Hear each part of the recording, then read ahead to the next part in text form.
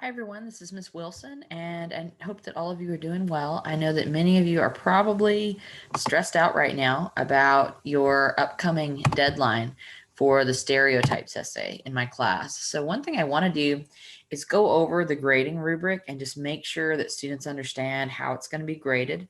As I've been saying all along, the peer review worksheets that we worked on basically is the exact same thing that I use for my grading rubric. So when you were looking at each other's work and making decisions about the points, that's what I do. Okay. When I grade your paper, and these are the exact questions that I ask and that I make comments on as I'm grading.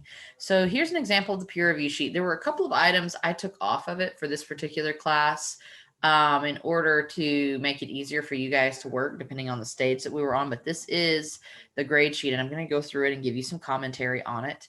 I think usually when I go through it like this, it kind of alleviates some of the pressure that students feel or the nervousness, making sure you feel like you understand what's expected and what you need in order to get a good grade. So here's a note: this peer review worksheet asks the student to rate a peer's work, etc. This worksheet mimics the grading rubric that the instructor will use, but remember that the assignment is worth 200 points total.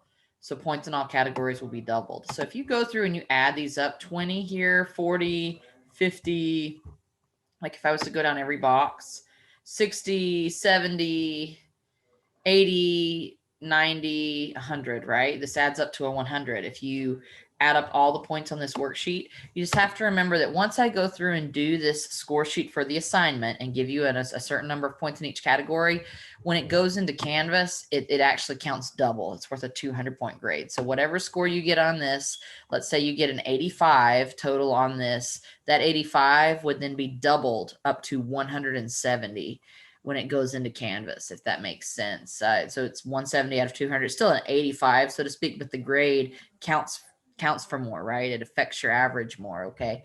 So I just want to make that clear. Okay, this is important. I always start the first time when I look at a student's essay, I don't even read the essay to start with. I flip to the very back page. I print them all out, and I go to the back page of your essay first. I look at your references and your works cited. I want to see what sources you used before I even read your information. Okay. So this is worth a lot. And that's why it's the very first box on the entire rubric. This is the order that I go in when I grade. Notice there's a lot of points here: 20 for the references and 20 for the works cited. Okay. So 40 points total. By far, you'll notice all the rest of these categories are like 10, 10, and 10. This is the heaviest category. You can't pass without it. So if you were to get a 0 on this part, the best you could possibly do with everything else added together would be a 60. Okay, so there's just really no way to pass this assignment without doing some work on your works cited page. So let me go over here. How many sources does the student have? I'm literally going to count how many sources you have, unless I see a full page that's this long and I'm like, you obviously have enough. Remember that on the assignment sheet, the minimum amount to really get a good grade is 5. You need to have at least 5. And there's some other things you need to document. And then also you need to make sure that you have a variety of sources present. So did the student document the author, title, source, date, and URL for all the sources? So let's say you had some mistakes, but you at least got all of this right. There's an author, there's a title, I do see the source, I see a date, and they put a URL. All 5 of those things, those are the basic things that are needed in both APA style with references and MLA style for works cited. Both styles require you, even though the format looks a little different, to document all of those things. So that's what I'm checking for. Did you document those things? Even if you put a comma or a period in the wrong place, even if you mess something up a little bit, are these items at least all there? Okay, that's important. Are all of the above items presented according to the general APA and MLA format examples that we have covered in this class? So if you look at a previous video where I've broken down basic MLA and basic APA, and I've created an example for you on Microsoft Word, I've also directed you to the Purdue OWL where they kind of show you some basic examples. Is it follow, the way that you have formatted your stuff, does it follow those instructions? Maybe not 100%, maybe not perfectly, but pretty close, okay? Are academic sources present? So there's a specific video that covers what you're looking for when you cite an academic source, and also what an academic source is. Okay. It's coming from an academic journal, an academic author, which means that the person is like a professor or either a practitioner, an expert in the field. So in the American Medical Association journal, if it's someone who is a professor at a leading medical school, great. Or if it's an actual doctor who is licensed and is practicing and is writing the article, that's fine too. Someone who's actually practicing in that field. Those are the things we look for, and also that they have a bibliography. Those are the things we look for academic sources. Okay. One last question that I asked myself, and that was removed from this worksheet when you guys did it, so I'm kind of pointing out a couple of the small differences, is, are there a variety of sources present? So if you go to the assignment sheet, and I will do that last, right before I close out this video, the assignment sheet asks you to make sure you do a couple of academic sources, you got at least one magazine article, you've at least got one multimedia source. So a multimedia source is like a video or a photo or whatever, and those are harder to cite. So, excuse me, you want to make sure that you've got a variety of sources as well. Okay, that's important. So I'll go ahead and that was removed from you guys. I didn't require that at the early stage of the writing process, but it is required for the finished product. So I'll put this reminder question on here. Are a variety of sources presented? And in parentheses, multimedia,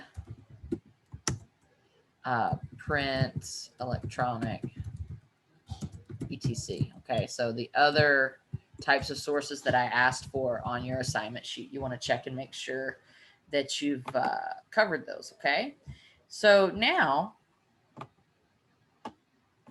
let's look at organization and formatting. Remember, this is worth a ton of points.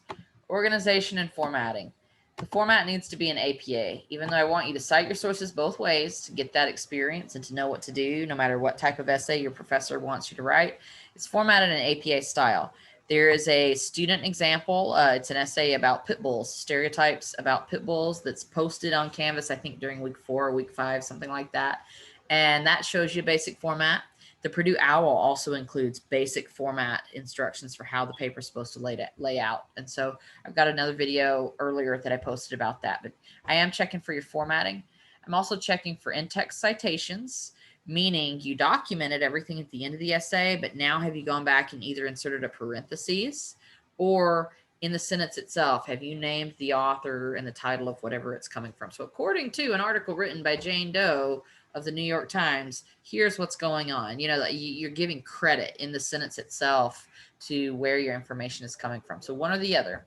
So are all paragraphs, when it comes to organization, presented in a logical order? The order that you put your paragraphs in, does it make sense? And we've got subtopics that kind of help us lay out an outline of our APA papers.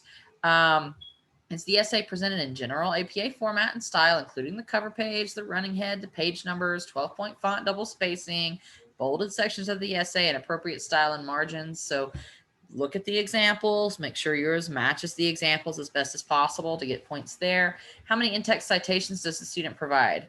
So a minimum would be 5 sources and 5 citations in order to pass the paper. You got to have at least 5. So that's assuming you have like an intro that's all yours and you didn't reference any sources. You just wrote that yourself. A conclusion that's your own and you wrote that yourself. But you've at least got 5 paragraphs in the middle, and each one of those paragraphs comes from a source. And maybe there's one source that you write a lot about, so there's 2 or 3 paragraphs that come from the same source. But a minimum, you used 5 sources and you at least referenced each one of those at least once, right? So that's a minimum. Do I recommend that you only have 5 in-text citations for the whole essay? No, I don't. That's minimum, like the minimum you need to like pass. I think you should be aiming a little higher for sure. So the rule of thumb there, every time you make a reference to something that's coming from somewhere else, you need to give credit to it, right? So even if that's 20 times in the essay, or if it's only 10, doesn't matter. Give credit, okay? And in general, we need 1. So if you have like one whole paragraph that's analyzing an article by someone, it's okay to just mention it once and you're fine in that paragraph. If you're switching back and forth and you got a paragraph that's pulling a little bit of information from this website and a little bit of information from that website, you need to have a citation for each one of those. So 2 citations in that same paragraph, if that makes sense, okay? So just pay attention closely there. Did the student provide adequate in-text citations? So I look for a total count, like how many total times did you give credit to your sources, first of all? And then secondly, were they accurate and adequate? So even if you made the minimum 5 count, were they in places where it was clear to me that this in-text citation matches the material you were pulling, okay? Please identify by number any paragraphs still needing in-text citations. That's your instructions for the peer review. And when I grade it, I'll make some notes as well. Idea development, underline the thesis statement on the text itself. So when I'm grading it, I will literally be looking for your thesis statement. It should be located at the end of the intro or at the very beginning of the whole paper. Sometimes you can write a good one if you open with that thesis statement and then give the intro paragraph. That's okay as well. But usually you give us an intro, and at the end of that, right before you go into each section, you give us your thesis statement. Okay, so I will be underlining it, and if I can't find a spot to underline, you'll lose points there. Okay, but assuming that I see it, even if it's not perfect, I see a clear thesis statement, I know immediately what this paper is about. I have no doubt what this paper is about because they've given me a thesis statement that makes it clear, a main idea that makes it clear.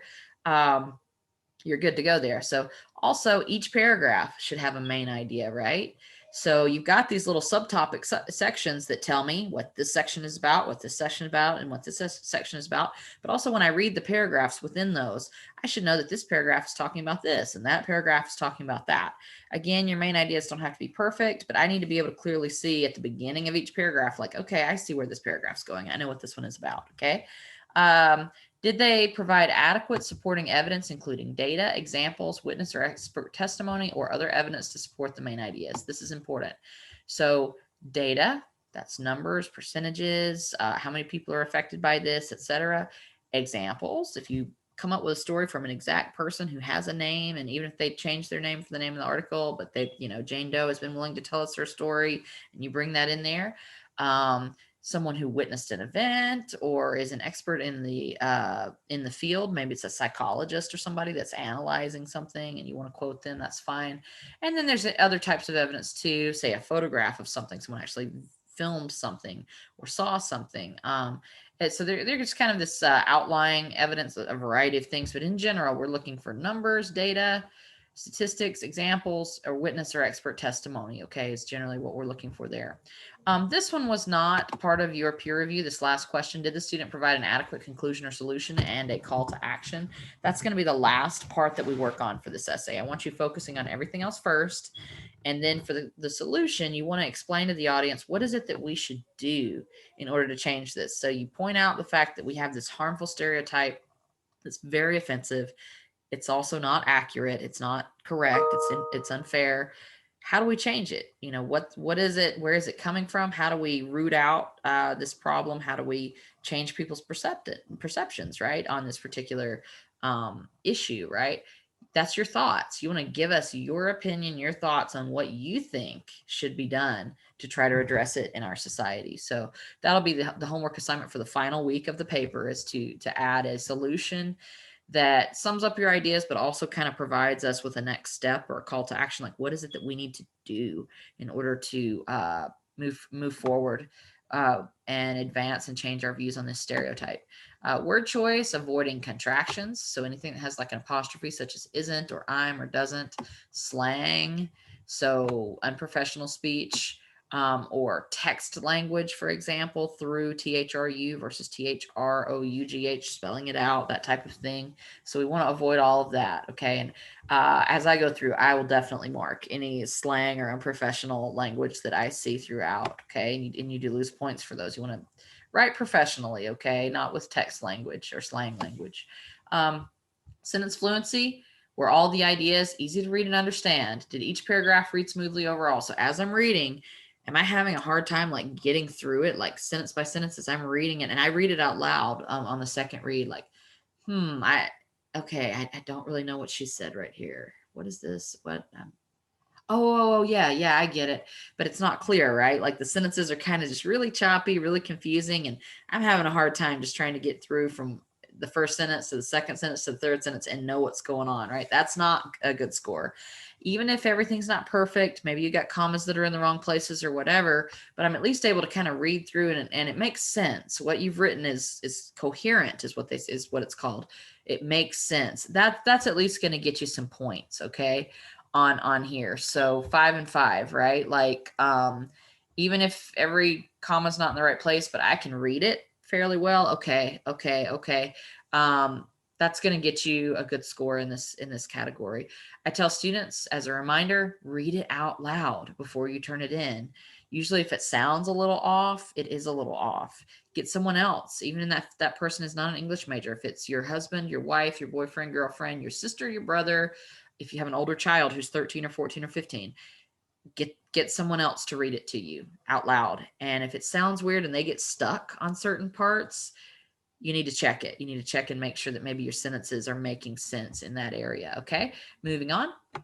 Conventions.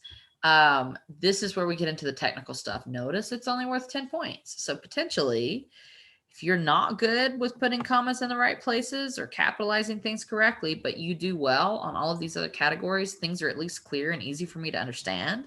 You did try to avoid unprofessional speech and slang. The ideas are there. You've got a clear thesis statement, clear main ideas, clear points that you're making. You see how you can gain a lot of points in these other categories, even if you feel like this category, which is one of the harder ones, right, is something you struggle with. So say you only get like a 5 out of 10, like not a great score. If you only get a 3 out of 10, not a great score, but you've done well in these other areas, you can still potentially do pretty well on this essay. Okay, that's what I like to point out to students. Usually everything does go hand in hand. So chances are, if I see a lot of just really bad punctuation usage, like you didn't even use a spell check, usually I do see along with it some of the other things that are not too good, because probably you were in too much of a hurry and you didn't put enough time into your essay, right? So usually they do go hand in hand, but not always. If it's just, again, something you struggle with is the technical stuff, you can still do well in the other categories if your ideas are at least clear. Okay, so did the student utilize commas effectively? So especially with fanboys, way back early in the quarter, we had some videos about fanboys and especially words like and so. And when you're connecting two sentences together, you got a sentence over here and a sentence over here, you use the comma and to put those together, okay, so that it's not a run on. Did students utilize commas effectively for complex sentences beginning with although, even though, even if, etc.? So if we say although some studies have shown this, we place a comma. Other studies have shown that. Okay, that's what we want to try to do there. Or even though some people say this, comma, the data actually tells us something different. So that's what we kind of want to pay attention to. If we start a sentence with any of these words, there's going to be a comma somewhere later in the sentence. So did the student use appropriate capitalization? There's a chart from like week 1 or 2 early in the quarter. I posted a chart that shows you key things you need to make sure you capitalize. So it's really nice if you want to print it out and like tack it to your wall if you think you have other English classes you're going to have to take, or history classes, or psych classes, or classes where they're going to make you write. Print out that handy little guide of capitalization and tack it to a wall in your bedroom or something, at least for the next year or so while you are in college. It's helpful. And then sentence fragments. You started to write something, and then you move to something else and it doesn't make sense. Usually that happens when the student is in a hurry, okay? Because spell check and grammar check will give you the little squiggly line under those if you take the time to go back and look at it. Okay, voice. Did the student avoid second person you throughout the essay? I can't say this enough. We don't say the word you or your in our essays ever. We want to avoid that. We want to say he, she, it, they, them, a person, a group of people, potentially someone could have said this or that and offended someone else. We don't say you, okay, in our college essays. So I recommend that you do go up to this little find function. If you can see that on my screen, up in the top right-hand corner of Word, you have find, and it will actually find certain words for you, and then you can replace it. So click find, it'll say what word is it you want to find. Look for the word you, and if it pops up with any highlights, make sure you go to those highlights and change the word you to something else, okay? And then again, it brings us back to a second time, clear opinion on the topic and also a call to action or a solution. So you made it clear to me throughout the whole essay what this is about, how you feel about it. Also, you're advising me this is what we as a society need to do to create change. Plagiarism concerns. This is maybe not clear here, but it goes right along with voice. So the points, there's two ways I calculate this. Let me go over that. But write the paragraph for any potential trouble areas. So I mark any paragraphs that look suspicious to me. When I say suspicious, looks like it's not you doing the writing. It looks like it was copied from somewhere else. Okay. So did the student present the essay in roughly 75% or more of his or her own words, and 25% or less of direct quotations? That's important. I went over that in another video. 75% or more of any essay needs to be your own words, period. You need to have your own words. 25% or less doesn't mean that you've worded most of it in your own words, but there's still like 25% of it that's someone else's. It just means that you chose to bring in some direct quotes and you put quotation marks around them to let me know that they're direct quotes in order to bring out your point a little bit better, okay? So the direct quotes aren't taking up the whole essay. They're not taking up half the essay. They're taking up less than 25%, less than 1/4 of the essay. And even paragraph by paragraph, most of the paragraph is your own work, but maybe you brought in 1 or 2 quotes to kind of illustrate the point a little bit better, and that's fine. So that's what I'm looking for there. Obviously, with plagiarism, if there is like an entire paragraph or two that's been copied and pasted word for word, that's a failed paper. So it's just an automatic 0. Otherwise, if it's subtle stuff, so it does look like the student wrote it mostly in her own words, more like 60% though, and 40%. Like she did put quotes around it, but there's a lot of those quotes. She's got most of the quotes are like taking up a lot of space on the page. Then you wouldn't get a 0 for plagiarism, but you'd lose a few points on voice because it's not really your voice anymore. If you've got so many direct quotes that it's basically somebody else's words, still, you're at least giving credit, so you're not plagiarizing, but it's still not quite your own words, right? So you would lose some points in the voice category in that case. Okay. I also, of course, will give you plenty of comments and suggestions for improvement. So this is the peer review worksheet that we use in class. For the one you used outside of class, I took this part off. I say outside of class, not outside of class, but on an online class where you're not physically in a classroom, we don't need the signatures or anything like that. You're just turning in everything electronically. But I hope that this helps. This is what I do when I grade, okay? And so you had a chance to do that for each other, and you may have felt lost, like I really just don't know how many points this person deserves or whatever in this particular category or whatnot. But I feel like it's helpful when I give students an inside look into how I'm grading your papers, okay? Remember, in closing, I'm not out to fail anybody. Every year I do have to fail people, not because I want to, but usually because the student either just didn't turn in the assignment altogether or waited till the very last minute and threw a bunch of stuff together, or they plagiarized, or etc. So I don't enjoy ever having to award a failing grade. It does happen when the student, almost always, like 98% of the time, it's usually a result of a student not putting in the time and not putting in the work that they need to do to get it done. It's not usually because you struggle with writing. If you struggle with writing, usually there'll be a few points lost here and there, especially in some of those later categories, but you can earn enough in some of the other categories to pass, right? So one other piece of advice that I give students, so always reach out to me. I'm happy to answer questions. I love what I do. I love teaching English. You can tell I'm probably a little bit too obsessed with teaching English, and I don't expect you to be, but I am here to help you. Lastly, I do advise students to look at this yourself one more time before you turn in your work. I've gone over it with you. Go over your paper yourself and ask yourself these questions about your own paper before you turn it in. Have I done this? Check. Have I done that? Check. Have I done this? Check. If the answer is yes to most of these statements or all of these statements, you're not going to fail, okay? Even if it's not perfect, if I can say, yep, check, yes to all of these questions, even if there's some imperfections, you definitely will not fail, and you'll probably get at least a B or better, at least an 80 or above, just by me being able to go down the list and say yes. It may not be perfect, but at least they've done that in this essay. Lastly, as I close out this video, I want to advise you to use this for your other essays as well. So every professor grades a little bit differently, but these are good general rules. If the professor just doesn't give you a whole lot of information to go on, these are general rules to follow. Did he say he wanted me to use 3 or 4 extra sources? Have I done that? Did I cite those right? Let me double check. Do that with any essay that you write. Is it organized? He wanted APA format, or did he want MLA format? Okay, did I do that? Either way, is it 12-point font? Is it double spaced? Like, ask yourself those questions. The order that I put my paragraphs in, does it make sense? What order I have them in, does that make sense?